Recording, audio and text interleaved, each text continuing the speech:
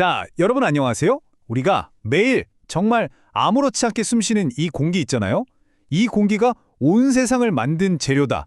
이렇게 주장한 철학자가 있다면 어떨 것 같으세요? 믿어지시나요? 오늘은 바로 그 정말 대담한 상상력의 소유자죠. 고대 그리스의 철학자 아낙시메네스에 대해 이야기해 볼 거예요. 철학이란 게 막 생겨나던 그 시절에 세상의 가장 근본적인 질문에 대해 아주 단순하면서도 정말 강력한 답을 내놓았던 그런 인물입니다. 자, 그럼 우리 학생한테 한번 물어볼까요? 지금 눈앞에 보이는 이 모든 것들만 해요.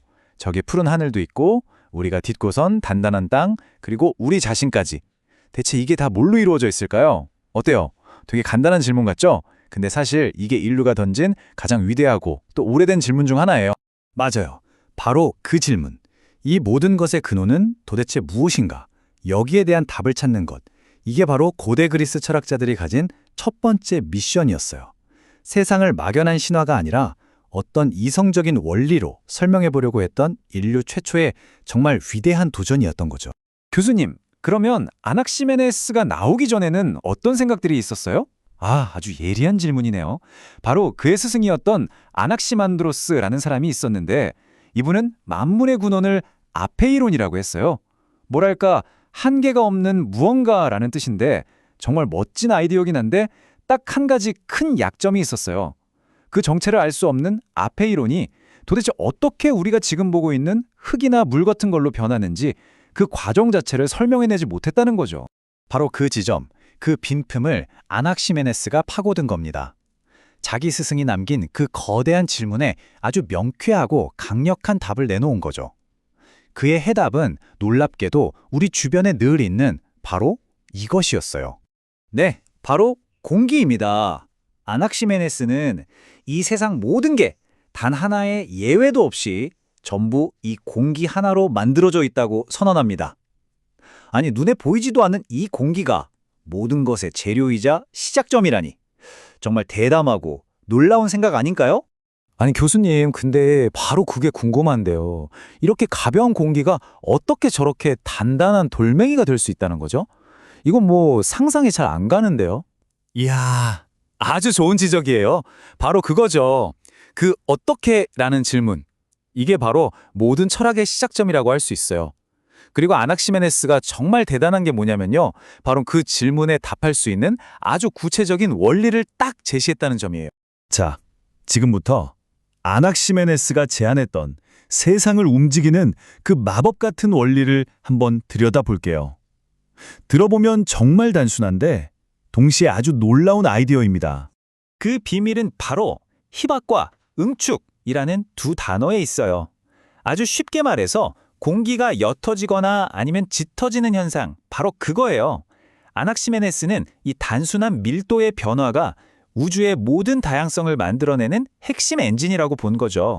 자, 이 그림을 한번 보세요. 이게 정말 흥미로운데 가운데에 공기를 딱 기준으로 놓고 이 공기가 점점 희박해져서 흩어지면 뜨거운 불이 되는 거예요. 반대로 공기가 응축돼서 뭉치기 시작하면 바람이 되고 거기서 더 뭉치면 구름, 더 빽빽하게 뭉치면 물, 그리고 마지막으로 가장 단단하게 꽉 응축되면 흙과 돌이 된다는 겁니다. 어때요? 정말 그럴듯하지 않나요? 여기서 진짜 핵심은 이거예요. 불이나 물, 돌이 서로 완전히 다른 물질이 아니라는 거예요. 본질은 전부 똑같은 공기인데 단지 얼마나 뭉쳐있느냐, 즉 밀도의 차이만 있을 뿐이라는 거죠. 질이 다른 게 아니라 양의 차이가 세상의 다양성을 만든다. 이건 그야말로 세상을 보는 관점을 완전히 뒤집어버린 정말 혁명적인 생각이었습니다. 근데 아낙시메네스의 hen막은 여기서 멈추지 않아요. 그는 이 공기 이론을 그냥 물질 세계에만 한정하지 않고 생명과 우주 전체를 꿰뚫는 훨씬 더 깊은 철학으로 발전시켰습니다. 이 문장 한번 보세요. 정말 시적이지 않나요? 우리의 혼은 공기이며 우리를 지배하는 것처럼 숨결과 공기는 세계 전체를 애워싼다. 그러니까 우리가 들이마시고 내쉬는 이 숨결, 이 공기가 바로 우리를 살아있게 만드는 영혼이라는 거예요. 그리고 마치 인간의 숨결처럼 이 우주 전체를 감싸고 있는 거대한 숨결, 즉 공기가 온 세상을 살아 숨쉬게 만든다고 본 거죠. 아, 교수님, 그럼 제 안에서 숨쉬는 이 작은 공기랑 저 바깥 세상을 가득 채운 거대한 공기가 결국 같은 원리로 연결되어 있다는 말씀이시군요. 바로 그겁니다. 정확해요. 나, 즉 인간이라는 작은 우주, 소우주와 저 광활한 바깥 세상, 대우주가 공기라는 하나의 생명 원리로 이어져 있다는 생각. 정말 아름답고 깊이 있는 통찰 아닌가요? 자, 그렇다면 2500년도 더 지난 지금 우리가 왜 이 아낙시메네스를 기억해야 할까요? 그의 생각이 오늘날 우리에게 남긴 중요한 유산이 뭔지 한번 정리해 보겠습니다. 첫째, 그는 그냥 만물의 근원은 뭐다에서 끝난 게 아니라 어떻게 그것이 다른 것들로 변하는지 그 과정을 처음으로 설명했어요.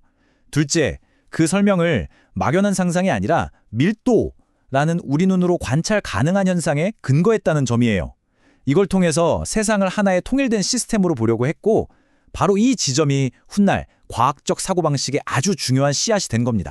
아낙시메네스는 매일같이 그냥 쉬는 숨결이라는 지극히 평범한 현상 속에서 우주 전체를 꿰뚫는 거대한 원리를 발견해냈습니다.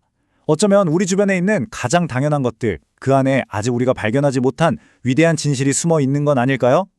오늘 하루 자신의 숨결을 가만히 느껴보면서 여러분만의 우주를 한번 생각해보는 건 어떨까요?